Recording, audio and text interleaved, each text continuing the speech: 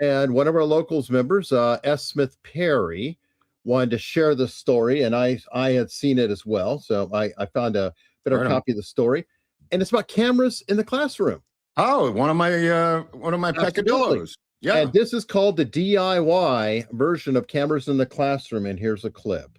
Right on. Louisville, Kentucky, put a hidden camera in her son's hair and sent him to school. Had concerns that he was being mistreated, and what she captured infuriated her. Here's how one administrator at the school addressed her 10-year-old son, who is autistic and nonverbal. Get off me now, boy. This is why they don't want it. Yeah, this is why they fight to the death. Play with you no more.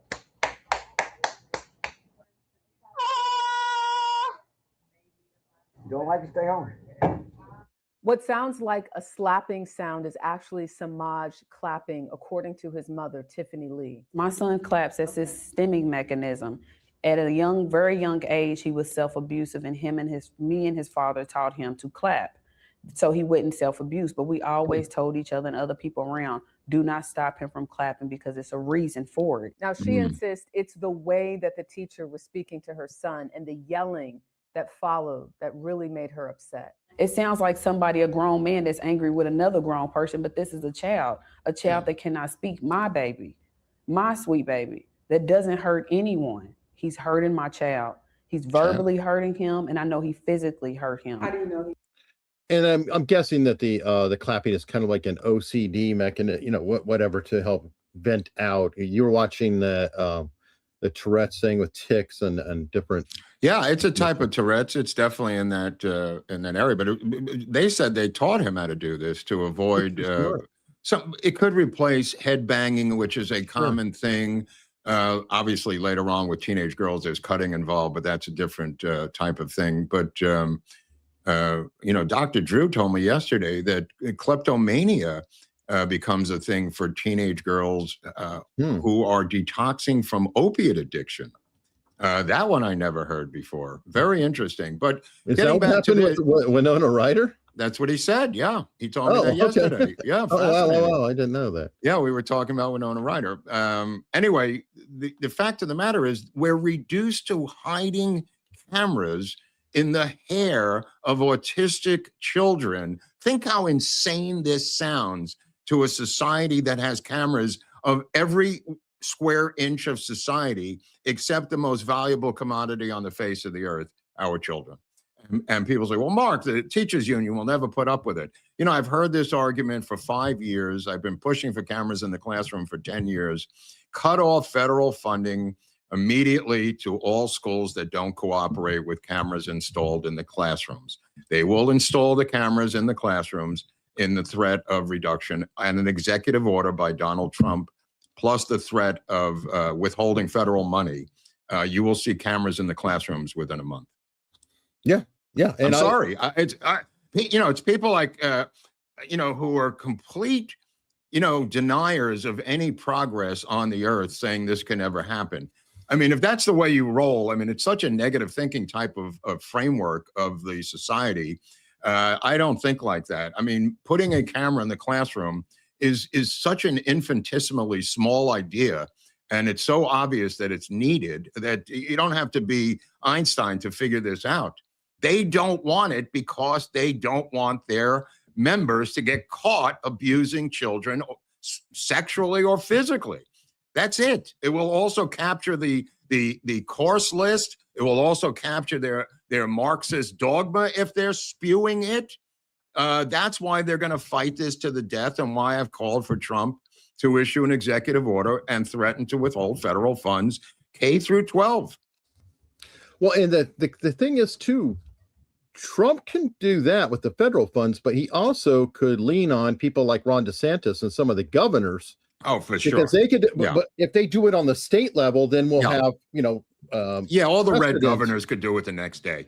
You just got to get coordinated with the attorneys general who are meeting with J.D. Vance this week. The blue attorneys generals did not want to show up, so it's basically red attorneys generals. God bless them.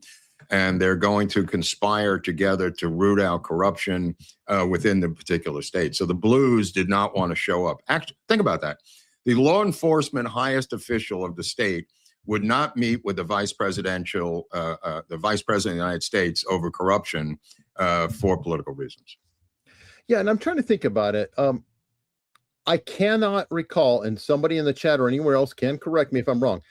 I don't recall any Republican official refusing to meet Kamala Harris. They might have, been critical. Oh, absolutely, absolutely. If she came to the state, or Biden came to the state, then a Republican would still show up and still say, "Hey, I'm going to talk to her for my constituents."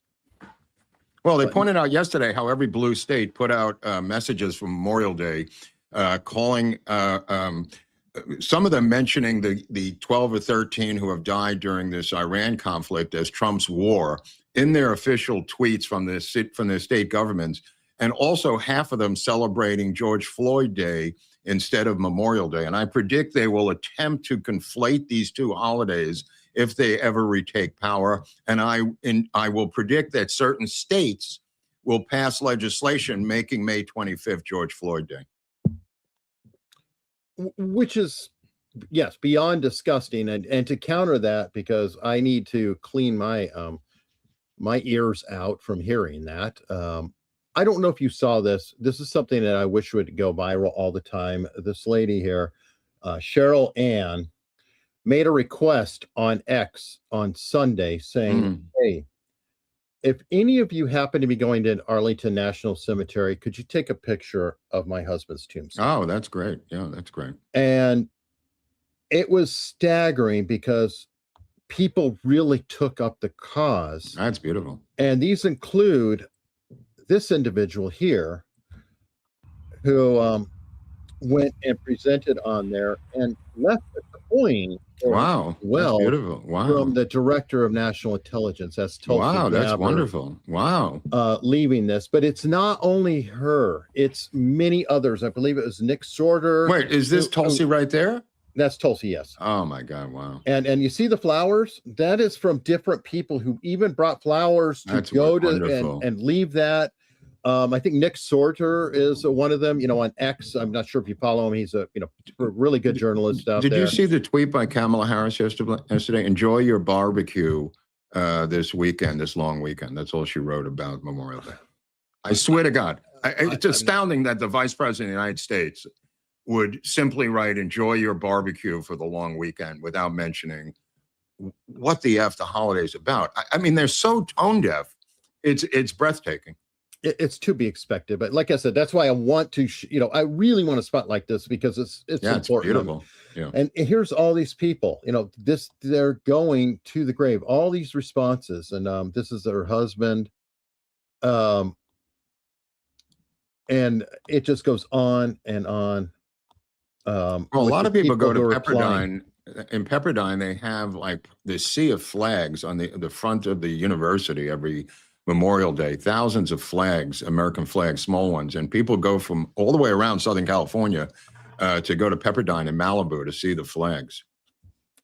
Which is, wonderful. It's quite spectacular. And we need more of that. We need so much more of that, and it's amazing to check that. That may be one of Tulsi Gabbard's last acts. Yeah. That's a good way to leave. She'll be back. She's young. She's like 40, mid-40s. She's not done politically. No, I don't think so. No, I think she's going to deal with her husband. The people who said this is a hoax, really, I hope you have a higher power. I really do hope you have a God. Yeah. Here's a perfect Babylon Bee headline while we're talking about people who probably weren't cheering Memorial Day, or they faked it. Was it? People are offering $1 million. Please don't endorse us. That's really funny. That's really funny. Well, they had a whole segment this morning on Josh Shapiro. Apparently, Mark Halperin believes that Shapiro's like a shoo-in to become president of the United States, that he's so highly Clintonian that who could possibly think lowly of Josh Shapiro, who is seeking the Democratic nomination for president as a guy with the name Shapiro, a guy who supports the state of Israel, a guy who's actually Jewish, and a guy who's a Democrat. And apparently this is not insurmountable, according to Mark Halpern. Well, it's the same way that he also insists that Gavin Newsom will not run. I swear, but every co-host, and he's been through multiple because this is a new set. They're all like, "Yeah, it's Gavin Newsom. Yeah, no, he's number one with the bullet. Sorry, there's nobody else near him. Oh no, he's not going to run because he cares about his family. He keeps talking about Mayor Pete. Why does he care about his family? Who, in God's name? Yeah. Oh, and Mayor Pete, who can't get a single black vote. It's ridiculous. In this country. I mean, I think he just wants to have multiple candidates so he can have a conversation news-wise. But I don't think that's going to happen in this day and age, bro. I think the sooner they put the crown on the head of Gavin Newsom, the sooner they can begin to go to battle.